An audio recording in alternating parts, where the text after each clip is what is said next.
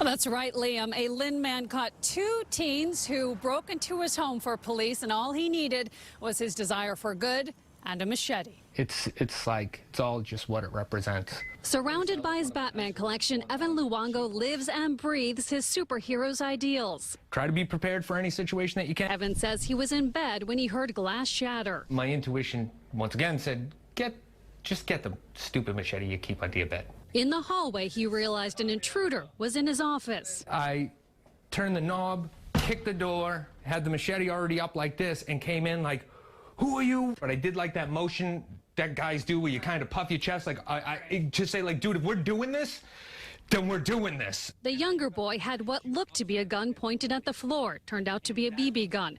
Evan had both kick over their weapons. In my underwear with a machete. They are not looking at me at all. He called police. While guarding the two, he tried to talk some sense into them. Maybe my ranting and raving about how they're wasting their potential might click in. Evan says he is grateful no one was hurt, and he attributes that to the ideals he tries emulating. Batman? Yeah.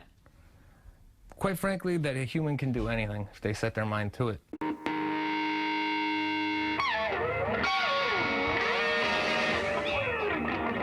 Okay, people, welcome back to another Fwoosh Weekly. As always, I'm Robo, and today I'm not crying. I think my allergies are really kicking for some reason. Although toy news makes me happy. And there's quite a bit of news. There's still shows going on. We thought there would be a lull up until Toy Fair, but nope, it just keeps kicking and kicking and kicking. But that's okay, because action figures bring a tear to my eye, apparently. But today, let's talk about some Mezco, some Funko, some Kyoto, some 5 Pro, not some Hasbro, but it fits in there, some Cheerios, some Bando. Let's just talk about some toys. First up, I'm not sure if these have been announced yet, but the Bandai America Dragon Stars line is gonna be kicking into high gear next year. Not that they've been resting on their laurels this year, but man, it seems like, ooh, there's a lot of stuff coming, and a lot of needed stuff in the line. There's Android 17, there is Android 18. We get the Dragon Ball Super version of Broly from the upcoming movie. First Form Frieza, Kid Buu, there's Cell, there's Piccolo, which, yeah, I may have to pick up Piccolo, because as much as I like the model kit, Piccolo's just one of those figures. I need to try out all of them. Super Saiyan 2 Gohan, Super Saiyan 3 Gotenks, Super Saiyan 3 and 4 Goku. And like I said, I don't know if these have already been shown. I saw their display at San Diego Comic-Con. I took some pictures, but I didn't really... It was like, well, okay, later. Some of these are calling my name. I may have to try them out. This week, Mezco solicited their 1/12 collective John Stewart Green Lantern. And you know what? I'm cool with this. They didn't start with Hal. You know what? Go for it. Give me John, give me Guy, give me Kyle. Come in with Hal. Doesn't hurt a thing. But the thing about Mezco's Green Lantern, I dig the effects. They're not super elaborate. They're contained, but it shows their power whenever they're standing on the shelf without taking up a bunch of real estate. Now those effects include one of the hands has smoke coming out. I don't know why I love that. With Cyclops on the visor with the smoke coming out, that's going to be my default look for that Cyclops. With Green Lantern, it may be this, but the other effects are cool too. The star, the shield, the energy ball, the shooting out blast, all nice additions to the figure. My problem with the figure is, yes, it's Mezcoized. They put their own spin on it, but I can't help thinking Green Lantern movie costume. Maybe it looks a little organic, maybe the lines coming down and stuff. I can separate it from that well enough in my head, and I got plenty of time to think about it. But yeah, there's a correlation there. Comes with 2 heads, one with hair, one bald. I kind of wish the bald one had energy green eyes. It give it that kind of Justice League animated look. I say plenty of time to think about because it doesn't come out, well, it's not scheduled to come out until May or July of next year. And that'll run you $80. Now, I've seen people kicking up dust about this being $80 and the lantern having a light-up feature in it. While figures like Cyclops and Cable also have light-up features, but are more money. It just comes down to stuffing a light inside a little inanimate object with no articulation on it is just a chunk of plastic, compared to shoving the electronics and kind of altering their articulation, maybe, for an action figure that lights up on the inside of it. I would think there's a little bit more engineering involved in integrated electronics in an action figure. I don't know why I keep doing this. Light up feature. But that's just my take on it. I'm not trying to, you know, diminish your internet anger or anything. We saw a little tease of this last year at some point, Funko with their Pops and their Rick and Morty line, but we're finally getting the upscaled Pickle Rick action figure from Funko. It's up on Big Bad Toy Store right now, and it's kind of hard to tell just how articulated it is. I think there's some shoulders, I think there's some hips, and that may be it, because one, it's Funko. Two, it's a vinyl figure. With that kind of material, it's harder to implement articulation. Three, they make a point of really driving home that it's a highly detailed action figure. I almost feel like that's them distracting from the fact that there's not a lot of articulation here. And four, it's Funko. But at 5 inches tall, I feel like this is almost 1:1 scale, and that for that fact alone, I'm gonna have to get one. I don't care if it's Funko. I'll get it because Pickle Rick includes the rat mask, the weapon holster, the laser, and then what else? There's something else. Oh, and 2 drills for the arms. $20, which again, that just makes me want it even. $20 for a vinyl, yeah, I'm down. And it should arrive this month. Now, I should have talked about this last week, but I thought it was just a re-release, and that would be the amazing Yamaguchi invisible version of Venom. Now, don't get me wrong, there is a re-release of Venom coming in March of next year, and that may be what I was thinking of. But seeing an alternate version of Venom that's just slightly smoky translucent, I'll be honest, it doesn't make me want it anymore, because everyone knows I hate the amazing Yamaguchi Venom figure, and a lot of people disagree with me. They say it was just my figure, but that's okay. That's okay. You can like what you want. I'll hate what I want, because I don't hate very much, but this is one of those figures. It's not my cup of symbiote. But from what I understand, this is an exclusive to overseas 7-Elevens. I've been told that 7-Elevens over there kick ass, and to get an action figure exclusive, if I'm correct in that assumption, I think it's 7-Eleven overseas, that's what I was told. That's awesome. I wish well, I don't have a 7-Eleven. Given all that, that's why Big Bad Toy Store has it up for $153. Same figure, just slightly clearer. Although I do like how much blacker it looks. The regular figure has kind of a purplish bluish tint, which I have no problem with. Seeing Venom in straight black with a little bit of ghost look to it, I'm not tempted by it. Shut up. Don't judge me. But that releases this month. Here's new promotional shots of the soon-to-be released Bandai Spirits Star Wars model kit R4I9. Yes, we've talked about this several times in the past few weeks. Yes, it's just R2-D2 with a different head and a different color scheme, but damn it if I'm not excited about getting another astromech for the shelf. Give me all the different heads you want. Give me all the different color schemes you want. I will buy every one of them. We also get a closer look at the drink tray that comes with this figure to go with the R2-D2 figure if you want that Return of the Jedi look to it. And yes, it looks pretty elaborate. It looks like there's actually liquid in there, but I think that's some fancy modeling tricks done to spruce up the promotional images. Yes, it's a little bit of false advertising, but it's a model kit. You're supposed to spruce them up. You're supposed to add some paint if you want to. I haven't added a lot of paint to my model kits, and they look just fine on the shelf.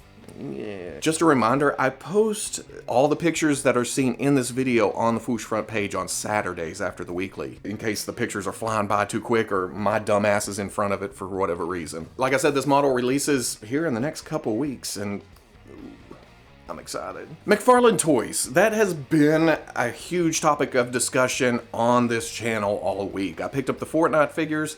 I am damn impressed with those things. Sculpt, paint, articulation, all fantastic. So I was kind of hoping with their Game of Thrones line that was coming, they would implement some of that articulation into those. That doesn't look like it's the case. Damn it, Todd! Damn it! I'm pretty sure the license holder has a lot to say how the final toys look like, and maybe they say don't break it up with a lot of articulation. Meanwhile, Epic Games tells them, throw all the articulation you want. You can do it. And I think what hurts most is we now know that the company can do articulation like this. So when they don't do it in other figure lines, it breaks our hearts a little bit. Maybe that's why I've been crying this whole time. Flip side of that, holy shit, Daenerys looks amazing. Neutral position, I'm okay with that. I think I don't buy a lot of McFarlane stuff because of the pre-posed elements. Even with articulation, if you move an arm down, it still looks like, yes, this is my neutral position. What are you talking about? You can see some shoulder articulation, some elbow. Not a lot of neck, and that's even more apparent with the Night King close-up they posted on their Instagram page. Maybe a cut? Maybe it swivels? I will say again, though, it looks fantastic. The paint, the sculpt, dead on. I'm going to be buying this line. I'm just going to be sad that it doesn't move like the Fortnite toys. I keep bringing up Fortnite toys. I don't even play Fortnite.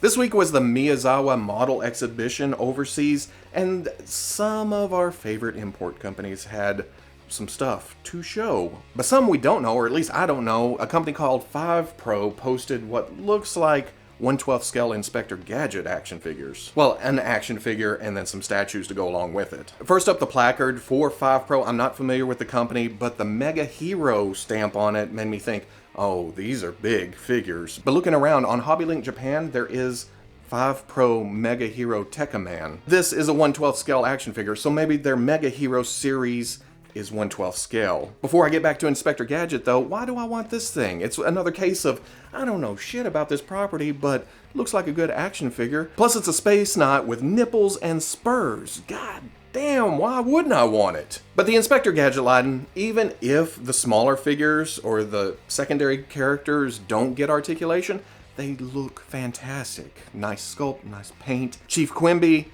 Brain, I would have liked a plainer Brain. Maybe they have big plans for the line to keep going on, and a plain Brain will come out later. Penny looks pretty good, and then with Gadget, he has shoulders, he has elbows. I think I see ankles down there, so maybe they're adding articulation, or maybe just Gadget gets articulation. Either way, it's a nice looking Inspector Gadget line. Also at the show, Medicom is showing off their MAFEX comic book figures with one new addition, and that would be here we go. The Medicom MAFEX Miles Morales Spider-Man. And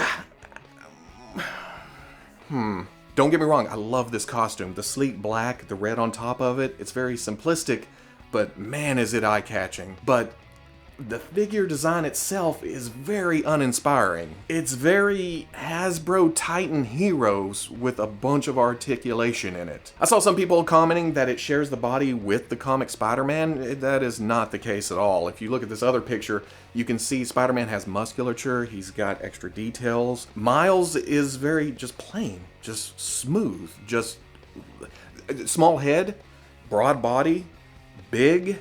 And from what I understand, this is based on the Gwenpool comics, which is a future adult Miles Morales. It does seem to fit in with the MAFEX Gwenpool, Evil Gwenpool. The Deadpool is kind of the same design, but he's got a lot of stuff to offset the plainness of the body itself. So I don't know. I say all that, but I'm still going to pre-order it, so what the hell am I complaining about? One thing I do notice, which I haven't seen on an action figure before, is down at the ankles, and they showed it on Spider-Man too, and I completely missed it, but in this picture you can plainly see there's some kind of ankle sculpt coming off the shin, just on the outside of the legs, not on the inside.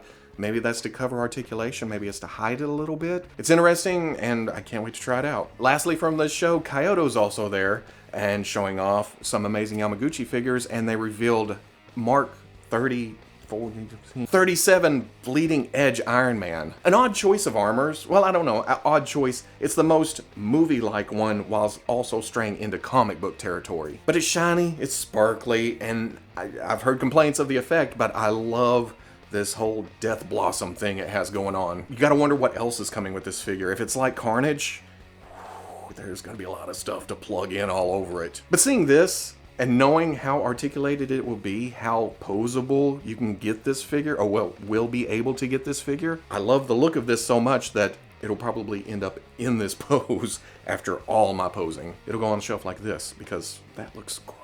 But that show was this week. That's old news, baby. We got Tokyo Comic-Con coming up at the end of this month. And guess what? Bandai's already teasing their showing at that con. All SH Figure Arts, the Harry Potter line, they showed Snape a couple months ago at Tamashii Nations, but this time around, they're kind of teasing, what were the exact words? Let me make sure. Harry Potter's rivalry character is, are we going to see a Voldemort? I'm kind of leaning towards Voldemort, but somebody also mentioned Malfoy.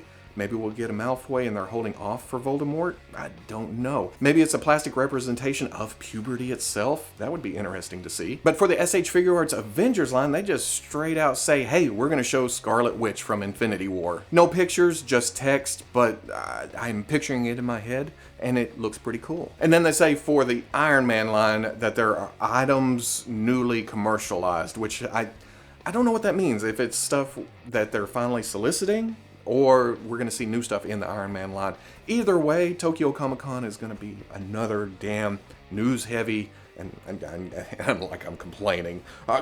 How dare they give us something to talk about in the action figure world. I am so angry. And that's it for this week. You know, that's it. Just a little bit of news. Shirt from rippedapparel.com. Promo code Fwoosh gets you 10% off. Go over and buy a shirt. They're cool. So if you like this Fwoosh Weekly, comment, like, subscribe. I'll catch you on the Fwoosh. I made it through the outro. Boom!